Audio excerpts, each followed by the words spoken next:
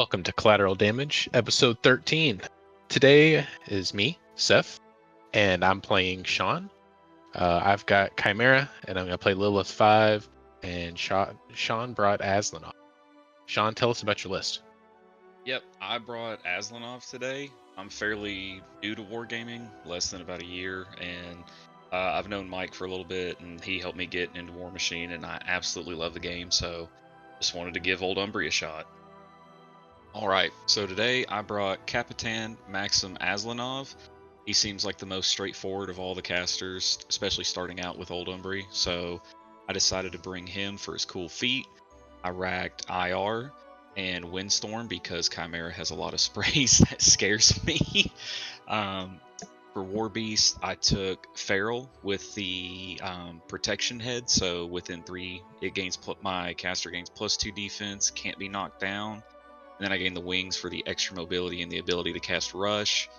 I brought the Primeval with the Bear Head for Earth's Blessing, the Bone Sword because it's range 2, POW 18, it's really good, and then the Shield, and then I brought the Starved, which is hands down my favorite model in the army. Then I brought the Animist and the Veroni package just to give more corpses to the big boys so they can clean up. We brought the Totem just to try to, if he had any chaff coming on points, I wanted to make it a little bit easier to kill or potentially knock them down. 2 units of Bears, the Chosen of the Witch, 1 chaff unit of the Wardens, and everybody's favorite, the Goats. And then for defenses, I brought 3 walls because I feel like Azlanov needs a lot of cover and a lot of potential to not break the castle super easy. And then for cards, I took Blessing of the Gods, defenses, hit and run, Lucky Penny, and put the fires out. Alright, I'm back. Getting Khymera back on the channel. Bringing Lylyth 5, bringing the heat. The only Warlock I can think of that only racks 1 spell. Yeah, Execration. Let's go. In addition to that, I have a Drakion and a Trichimerics. That rounds out the battle group. Then I took all the healing. I got 2 Spinners and Belagul. Then we got Rivian, everybody's favorite Thresher solo. 2 units of Knights, 2 units of Talent Death Dealers, and 1 unit of Shadowmancers. For my command cards, I've got Blessing of the Gods, Breakthrough, Lucky Penny, Put Out the Fires, and Sapper. Alright, and then for this battle report, we rolled up Trench Warfare.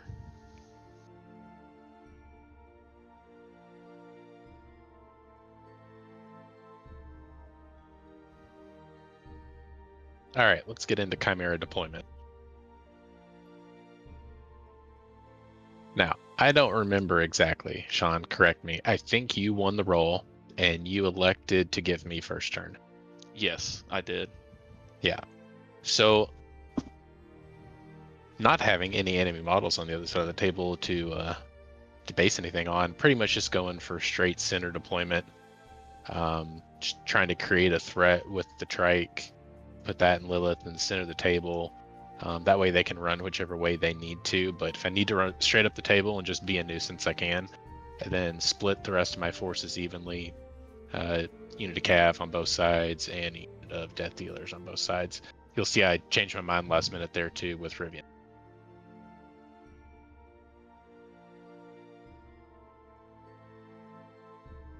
Alright, Khador, Old Umbrey Deployment. So deciding to mirror exactly what Seth did and seeing that his bases are a lot bigger than mine, I got terrified and decided to post up in the center and try to build best castle I could with Azlanov.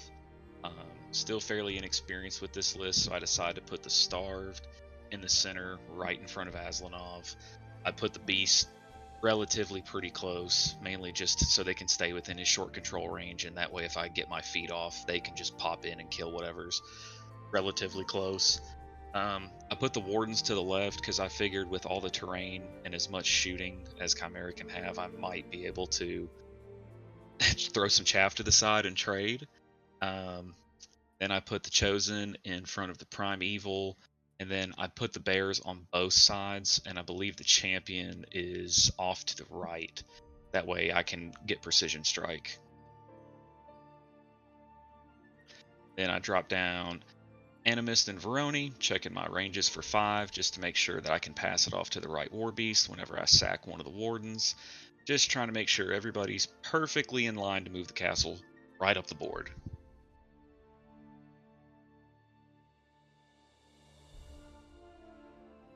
Khymera, turn 1. Alright, this will be your run-of-the-mill turn 1. Thinking about where I want to move everything. I have 0 experience against Old Umbrey. Sean was telling me about a lot of the things that it does. It sounds very interesting, and I was a little scared. So not being super aggressive. I don't even think I ran half the units. I think a lot of them just moved up. Lylyth did run. She ran up there behind that cover. Gives her a good place to sit. Next turn, Sean does have a ton of targets for hit and run. So if she can manage to hop over that tank, drill trooper model, kill it, and then hop back, I think she'll be in a safe spot, at least for turn 2. But running the trike up, frenzying it a little bit. Lylyth did cast Execration, so needed to have something to give her some fury back next turn. Otherwise, getting those death dealers up on the flag in front of it just to protect it, keep anybody from running up on it. I packed all of the healing items, so Belagul and the 2 spinners, just running up behind the trike, trying to take advantage of the healing on hit or damage, and then again, like during my turn, maybe healing, I think a total of 3d3 plus 3. So at least keeping enough behind it so that if he does decide to put everything he's got into it and he doesn't kill it, I can heal it quite a bit. Running that far flank up on the 50. Again, just trying to get close enough. We sat and discussed a lot about threat ranges on all his models just so I could get understanding. I wasn't exactly sure how the transforming of the models went, so I didn't want him to run a unit up, transform, and get an extra 3 inches or so out of it.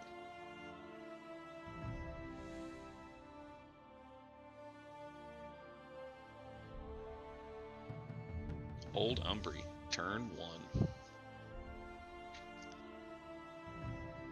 So pretty similar to Seth's turn, but not nearly as fast. Trying to unpack the army. I'm going to try to move the totem up first. That way, if those cav come up there, maybe they can get knocked down and I'll get lucky. Then I elect to move the Chosen up behind the wall. I know Khymera threatens a lot of shooting, and I don't have a lot of experience playing into them, so I'm just trying to get as much bang for my buck and try to force him to come to me. Next, I'll move the bears up, just outside of threat range again, just trying to make this like standoff happen.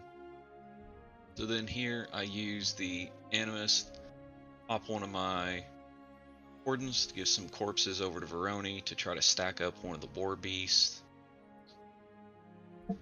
Then here I start moving the Wardens up just to try to make sure that he doesn't have a shot on Azlanov, or if I can, just to make sure that he might be protected from some crazy stuff.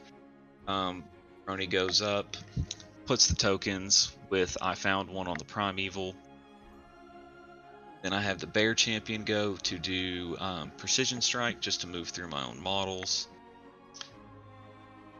Then I have Azlanov go using Jump, so I can jump outside of the threat range of that, just trying to be a little bit more careful. Then I use Battle Formation and IR, and also cast Windstorm because Khymera's shooting threats scare me to death.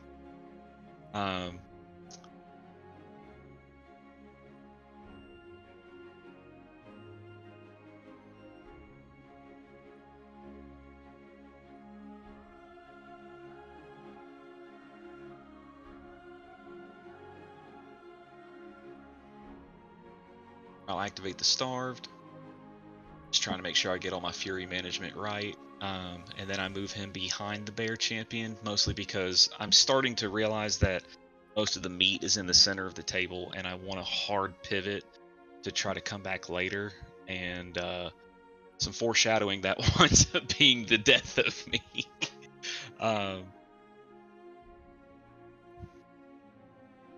Then I have the Primeval move up behind the Wardens. Tell you, if we had done this real time, we could have done a masterclass on asking each other exactly how far away we should be, because I believe every model was exactly outside of everybody's range. Yeah, it was the worst standoff in high school fights history. So then I have the second unit of bears go up behind the wall. Main thing I'm trying to do here is possibly or sapper, but then I forget that Khymera has nothing but sprays. And so I was like, I'll be cool and use the wall and string myself up like this, and it doesn't work to the best of my ability. And then I place the goats just to where I can try to protect all the main pieces of the army. That way, if anything slips through that I wasn't thinking of. So I am hoping that Seth does just not absolutely decimate my army, because I played super passively and was super afraid of what his shooting could do. I don't know that I moved up far enough to really make you think about what was going to happen. I think it's basically like I moved up and you realized, oh, he's just going to sit in the back. So I'll do the same. And then I get in such a bad habit of turn one, like thinking I need to run up and contest everything. Or even, as you'll see in my turn two, like where in the world do I even need to be? So I'm just sitting back turn one, wait and see what happens. All right, start of round two, Khymera turn two.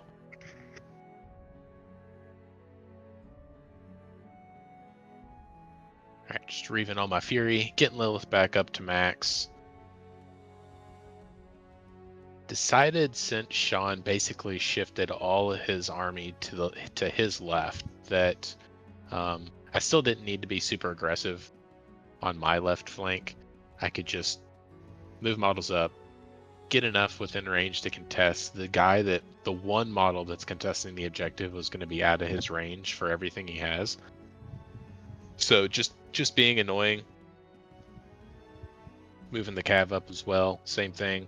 Getting at least one model on there. Everybody else is just hanging in the back.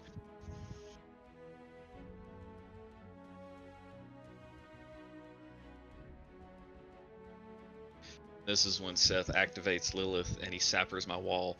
You can start to see the light fade from my eyes and realize what's about to happen.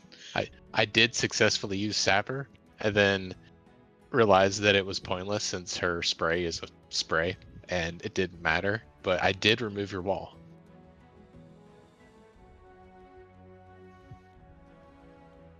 What's happening here is we didn't move Lylyth because very good chance that she was going to hit and run. So I didn't want to lose the spot that she was in.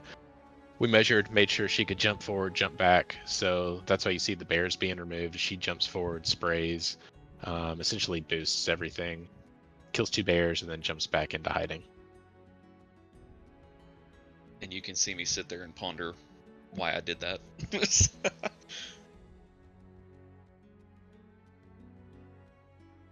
Yeah, and I only had one target with Lylyth, thanks to Windstorm. That did effectively reduce my range enough that I was only going to have one target. See the other Talons moving up, moving the Shadowmancers up.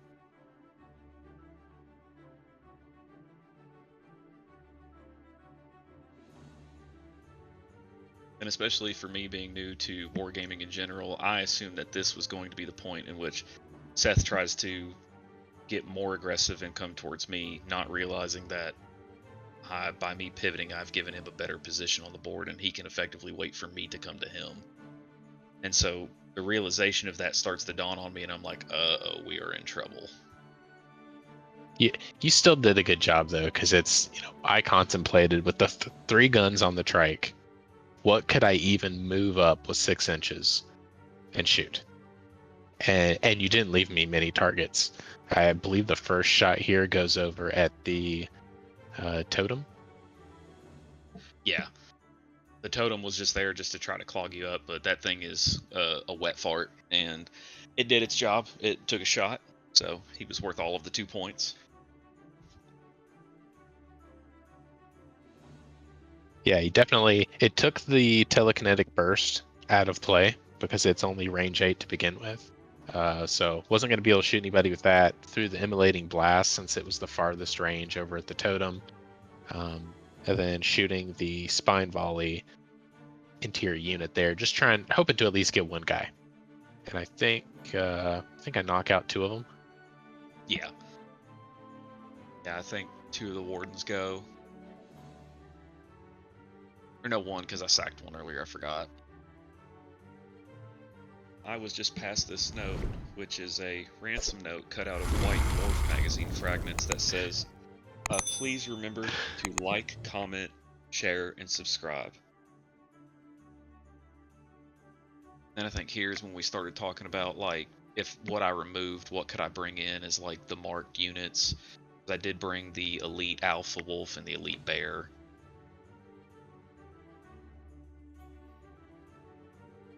Yeah.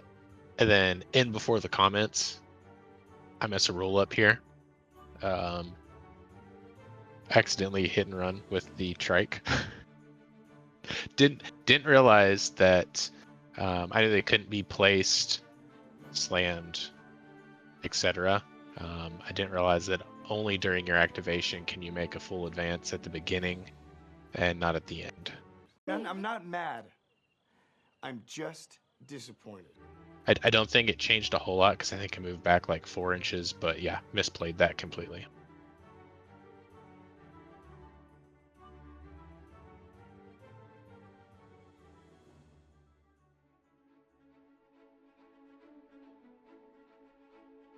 Adjusting the incarnates on the other side. Again, just doing a lot of measuring, making sure I'm outside of charge range.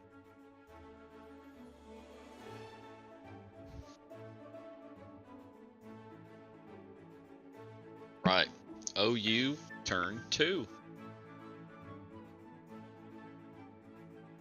So first thing I do is leech with Azlanov and make sure to upkeep IR because after seeing what happened to my bears, I know that I am not long for this world. I start measuring some things, trying to figure out how annoying I can be with what I have left and try to do it. So I move that 1 bear up there to contest and force him like a charge lane that's out, just to force the Colossal to come closer. You see me here just double checking things, and I believe I'm measuring a lot from Azlanov because I do plan to pop feet this turn. Yeah, there's a proxy base for Azlanov because I'm trying to see what I can catch with my feet to minimize the losses here. I run the Wardens up just to try to, again, block a lane for the stuff that's not going to be in Azlanov's feet.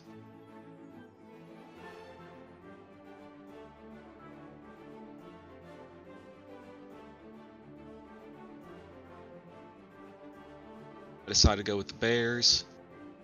Let them just do their thing. Again, just blocking the lanes where I know I'm not going to reach everything. Start repoing just to make sure that I'm contesting.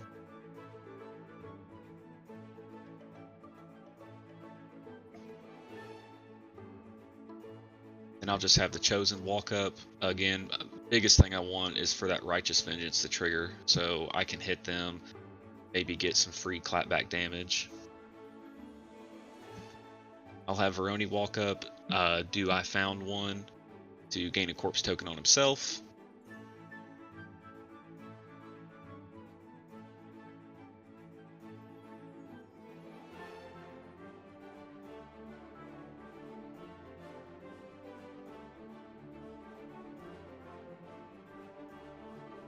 See me doing a lot of pondering here because that one shot with Lylyth had me shaking in my boots, man. Scared me to death. I take the Primeval, I scoot him up to put him base to base with the Chosen there. That way I can get, because when I use Battle Formation again later, I want to make sure that he has that buff in case anything does slip through shot-wise or charge lane-wise. Azlanov scoots up to the proxy. We pop feet. Just double check what I'm hitting in there that can't charge or do anything super special. Trying not to give away the game anymore and already have a little bit.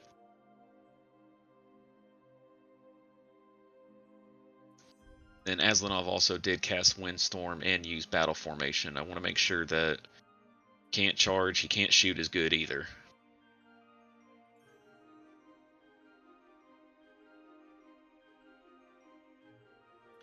I use Lucky Penny for the Starved.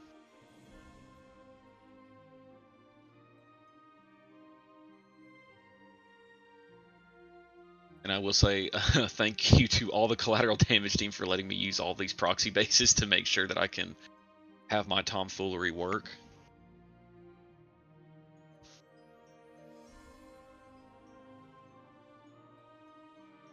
So, yep, Starve goes there. We use the Lucky Penny for the corpse to use Gnawing Pain. Again, just to make it a little bit harder. Trying to make Seth's possible go turn not nearly as good. And I make sure that he is also base to base with Azlanov, again, to get that buff off for Battle Formation. We take the Feral over there, just to guard, because I did not realize that that was a cache, and on this specific mission that I couldn't score it. So you'll see that I misplay pretty good with him and Veroni just sitting back there consistently. And then at this moment, I move the goats up and realize that where I am at, I cannot have the goats sit. They have to go and stand a specific way to score. That way I don't lose if he kills them next turn.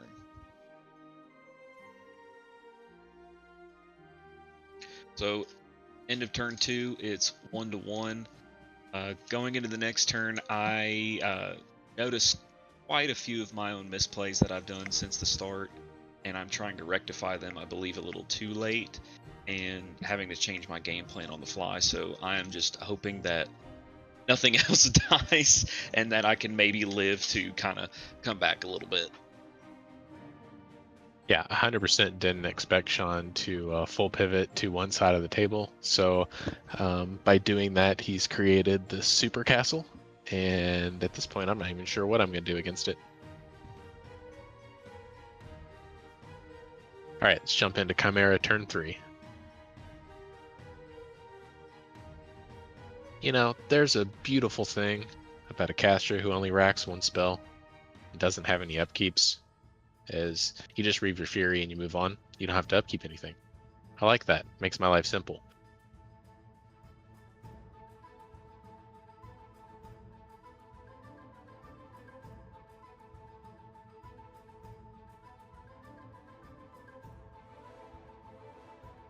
Y'all can see me ADHD fiddling because I'm extremely scared about what's about to happen. All right, so we're making some moves. Lylyth's going to try and repeat what she did last turn. Thanks to Sean's spells, I, again, am minus range, and I think I only had one target, which was... No, I take that back. I had two targets, both bears in front of me. I had barely enough range to get to that second bear, and that was the only way I was going to get, I believe, 3 models under the spray. So just barely made it. Lylyth, she hits the first bear, boost, kills him, hits the second bear, boost everything, kills him, and then the last model underneath it was a chosen. Sitting there trying to decide, what do I do? Do I want to boost? Sure, why not spend everything? So we boost on him, hit him, boosting damage, and removing the chosen from the table. And then again, taking advantage of that hit and run and bouncing backwards so that I can actually score that cohort objective this turn.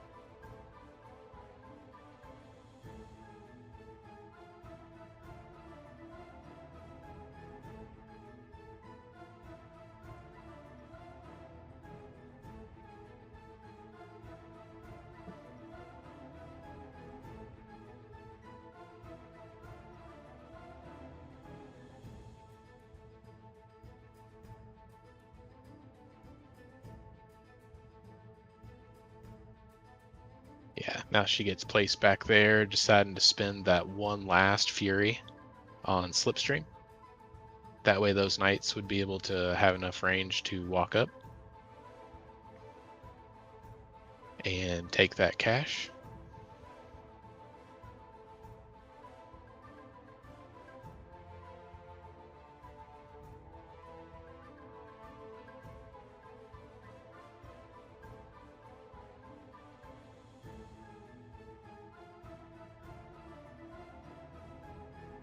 And now that we've fully committed on that side, might as well run everything up. I'm banking on that I've got enough models over there that even if Sean pulls everything back to that side of the table, he shouldn't be able to break through and steal that objective from me.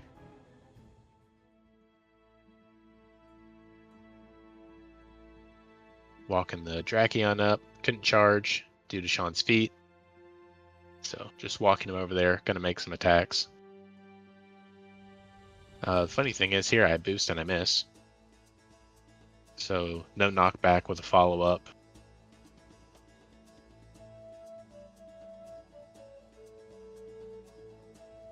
Start swinging with the claws. I believe we just do 2 damage here, so not that impressive. And then the Drakion buys and boosts and misses again. But he's standing on the objective and he's contesting it. The second unit of Incarnates decide to join him. So we want to push up past the objective, try and kill some stuff. First guy misses his charge attack.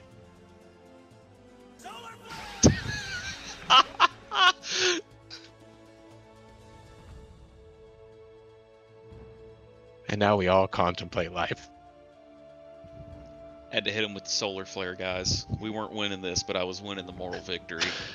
And it is. There's trip ones. It's retribution. It's like I had a very good left flank, and then everything I tried to do on the right flank was just essentially a miss. You don't have to be good at the game if you're lucky at the game, guys. I've been saying that since day one.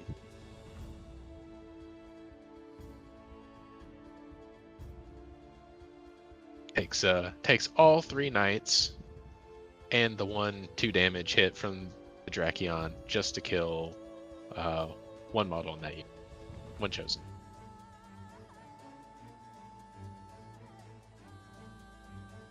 Gonna move Riven up. I realized a turn after this that was probably the stupidest play I could have made, was moving him over there, but it was kind of a bait move, and then Sean doesn't go for it, so it was wasted.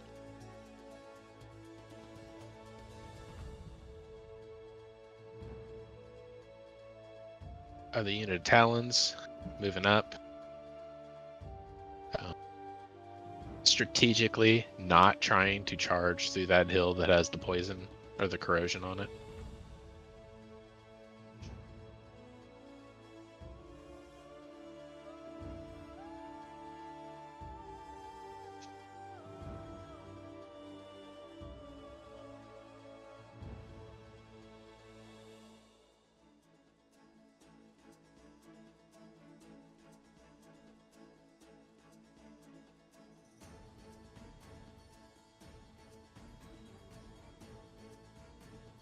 Alright, swing some attacks here with the Talons. First guy misses. Second one hits. But surprise, surprise. When the guy dies, something pops out.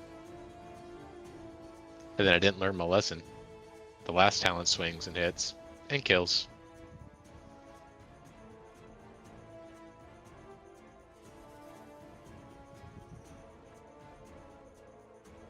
Then here's where I make the hard decision, and I decide to sing out both Pokemon in reserves and see if we can clean up this side and maybe hit the Colossal next turn or do something to try to win this side back. Yep, Belagul gave the old Trike some +2 damage on his melee weapons, and then he GTFOs. Colossal walks up and decides he's going to punch some bears.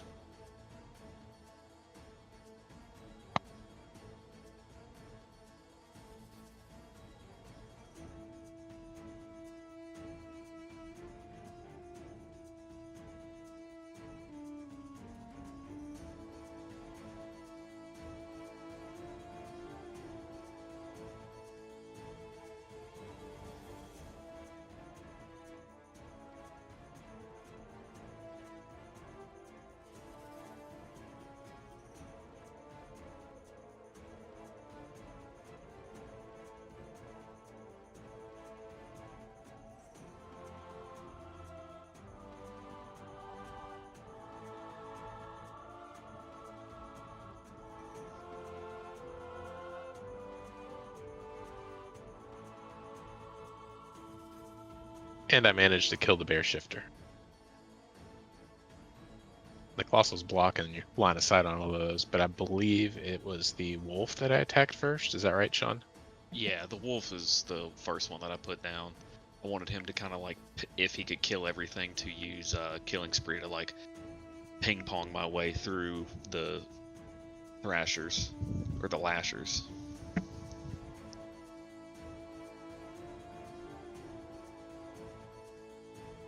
Yeah, it's funny. The trike tends to be like real good or real bad, and with those two pokey Umbrey, as we might call them, pop out, and he had a real hard time trying to take them down.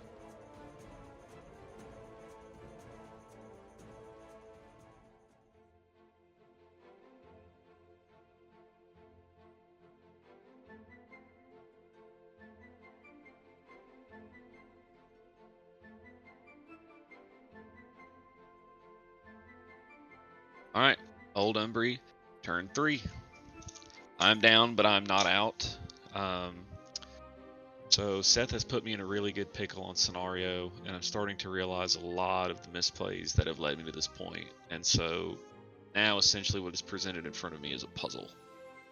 And Seth, being the cool guy that he is and helping me out, we kind of go through this turn and try to figure out the puzzle together to figure out how I can contest, tie things up, maybe get some more advantage.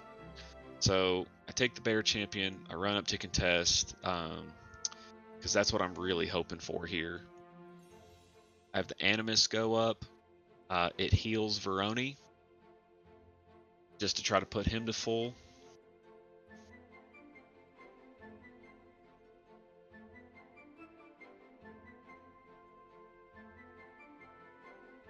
Then this is my favorite part. I take the wolf, which has Unstoppable and Killing Spree, and I use Jump, and I essentially get to bing bong my way through the back line, and I'm hoping that I can either score or keep contesting.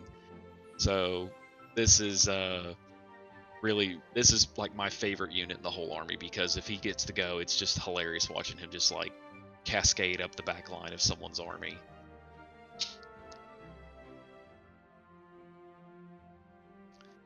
And keep going. I believe we missed one of the other initials.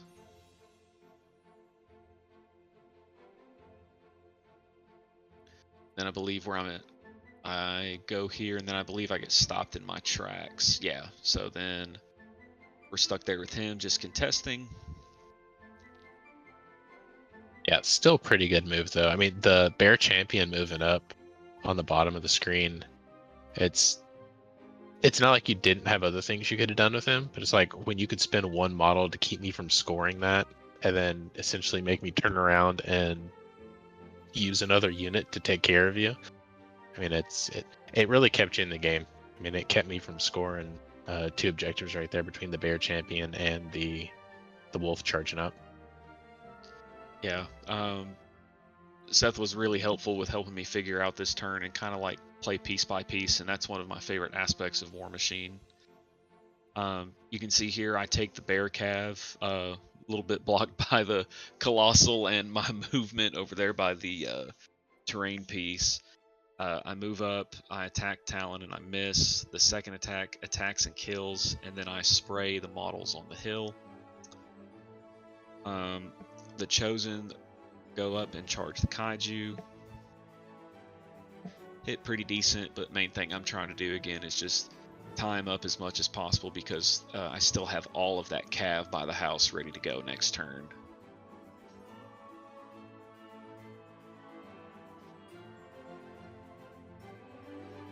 Creating bad habits over here. I call it Kaiju, and now it's catching on, and we probably should not call it Kaiju. Everybody's going to think that's what the name of the model is.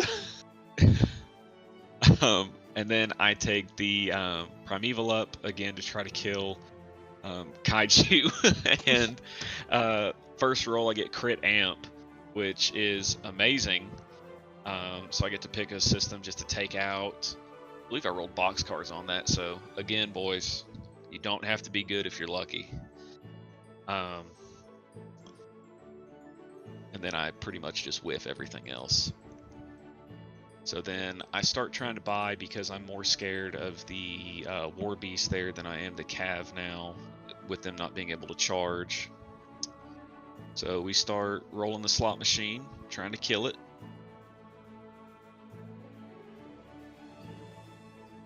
Yeah, which is a good choice too, because the Drakion is probably the only thing there that was going to kill anything at this point.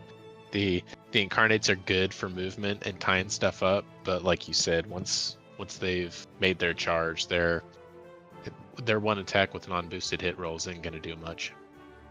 And I think that's the biggest thing for, especially like matchup knowledge. Like this was like my first or second time playing into Khymera, so I was scared of a lot of things that I shouldn't have been as scared of. Main thing is like if you can tie up Cav, trying to, limit what they can do really helps. And then I decided to do something wildly outlandish. I use Azlanov with the jump and pounce on the Vagabond. I hit and kill and give him, and then Veroni will grab that corpse. And then he'll just sit there on 6 just so I can leech if anything else comes through.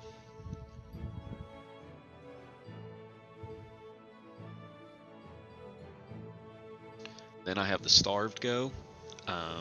Again, just trying to clear out that cavalry just in case there's no shenanigans, and I know exactly what's coming that way. Drop the first one. Start going through, boosting, just trying to make sure that I can guarantee kill the cav.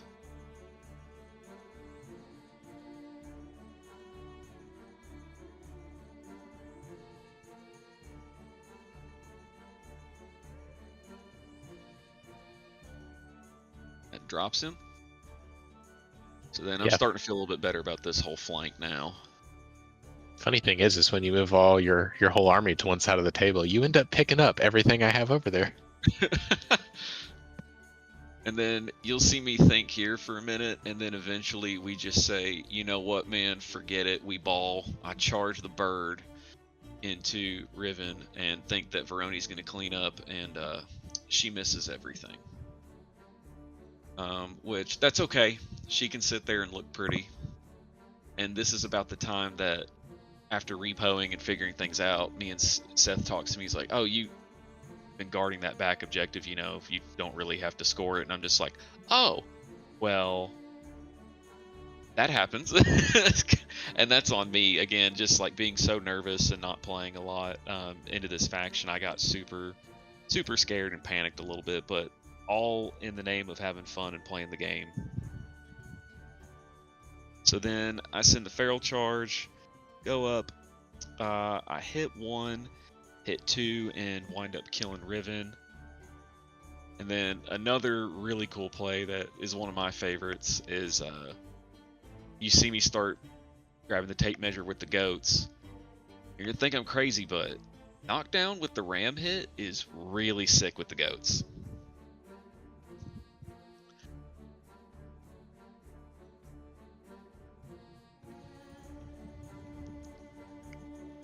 So I decided to charge with the goats, place them to where the whole unit's still within side 3 of the objective, and start rolling.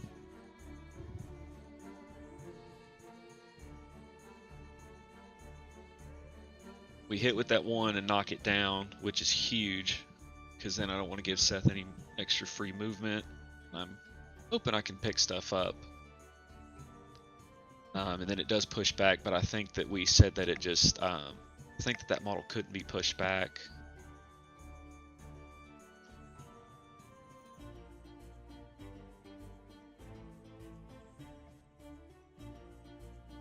I think it said May, and I think what happened was we decided you weren't going to, because then the other models in that unit wouldn't be able to attack him.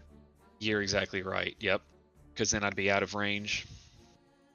But end of turn, I did what I wanted to. I held the front, even got a point for pickup, and tried to make Seth have some tough decisions for his turn.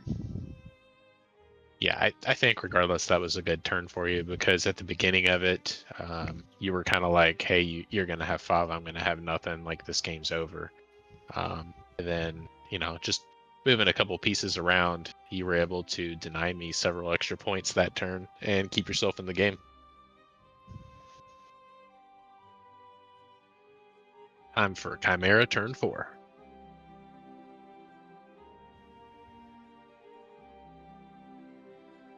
Yeah, so Lylyth can get a little bit boring because this is going to be a rinse repeat here. Revolve our Fury, get back to 6. Rolled on our Corrosion over there since I had elected to move the Talon on top of the hill. It expires, thankfully. I don't want to take that point of damage. Lylyth decides that her best move here is to shoot that bear. We don't like bears. So we shoot him, we armor pin him, we kill him, and she sits on the objective.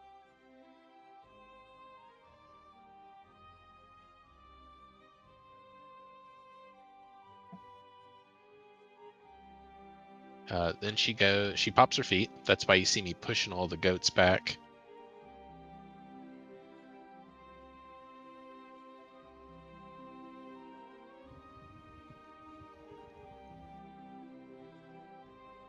Charge the incarnates into them.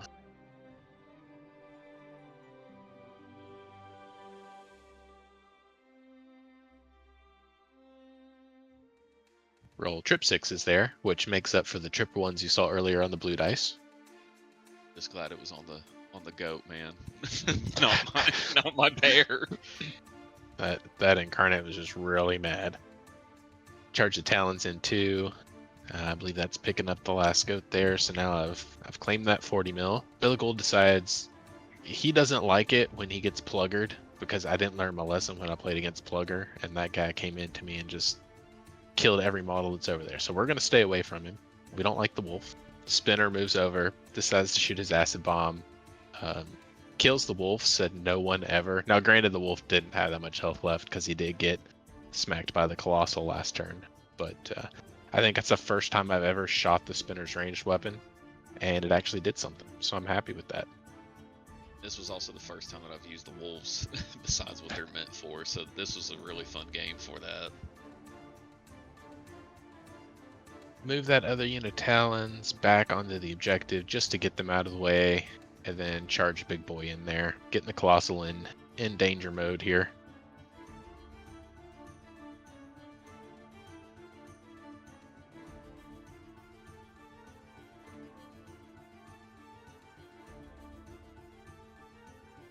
He had enough movement, move over there, trying to clean up this objective.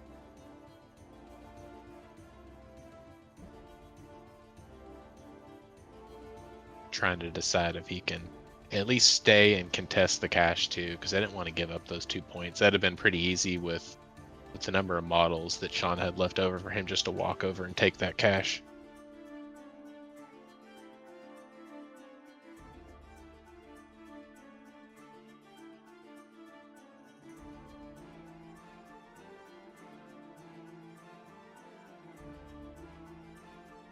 The Trike does manage to kill the champion, but I make a bunch of attacks here, melee and ranged, and effectively do nothing else with it.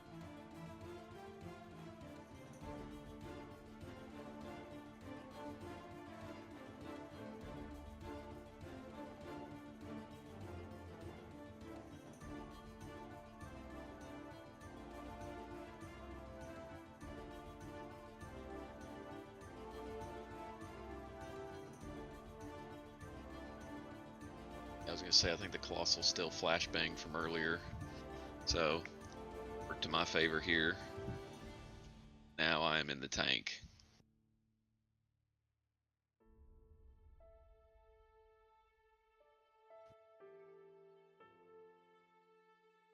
Alright, Khador turn 4. So I'm about to do something for y'all and pull what's called a pro gamer move, and not remember how Fury rules work. So we go to start pulling, and then I realized, oh, I didn't calculate this right because I was so scared of everything last turn. We start doing threshold checks. Prime passes, but doesn't lose any Fury, which is rough because I can't kill the Colossal now. The Starved fails, and then has to charge the closest target, which thank God it wasn't Azlanov. It was the Primeval. Runs up and only does about 5 damage to it. So I was very happy with that. Then my bird goes, and of course he frenzies.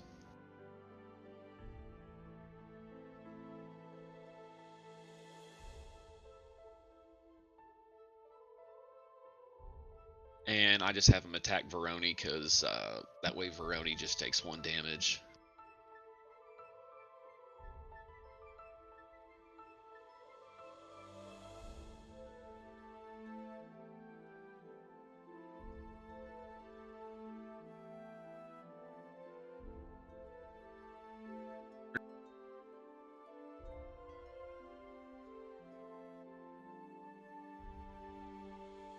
So now the Animus moves up.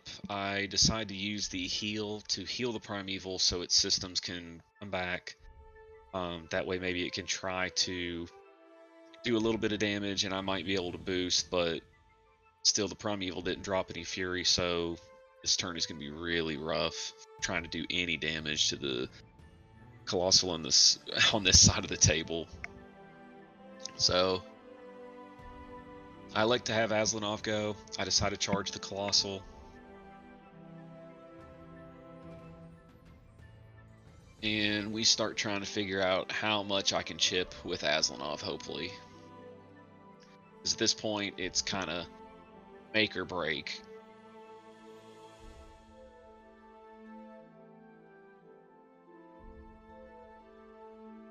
The nice thing about this move, though, is it was a safe move, but so not really a safe move, but there wasn't anything else on that side of the table of mine, essentially. Like, he was going to be able to charge the Colossal, do what he needed to do to him, and really not suffer anything in return.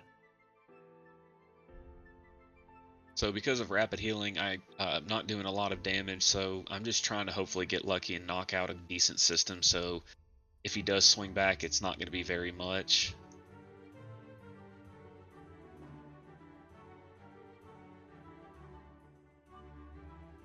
So that's when the Chosen comes in, starts trying to do a little bit more damage to him.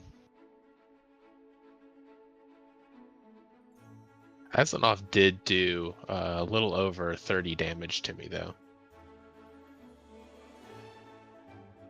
Still wasn't enough. He's still there. I started getting worried at this point. I was like, uh-oh. So the Primeval does decide to move up. First hit for 8. Light doesn't do anything, but the shield attack takes him down with boosted damage. Yep, finally took him out. With the Prime, baby.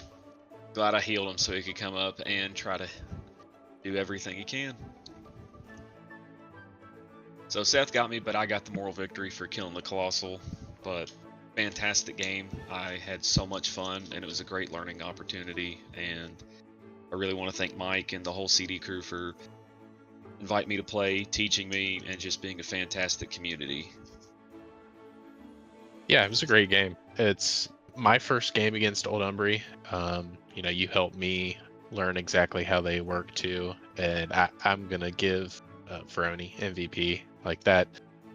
For someone who's never played against it, and I should have asked what it did beforehand, but to charge Riven into it, think I was gonna kill it, and then you just look at me and be like, "That's one damage." It's just in this kind of setting, a gotcha is fun. And this is, I think, is the best way to learn it, is to charge something in and be like, oh, that was dumb, and then learn your lesson and fun. So it's a lot of fun. Thanks, Sean. Thanks, Seth. Thanks, everybody, for watching episode 13, Collateral Damage Battle Report. Just friendly reminder, this is the last episode of Season 1, with the 2026 Steamroller update coming out in just a couple weeks. So we'll see everybody then. Thank you, guys.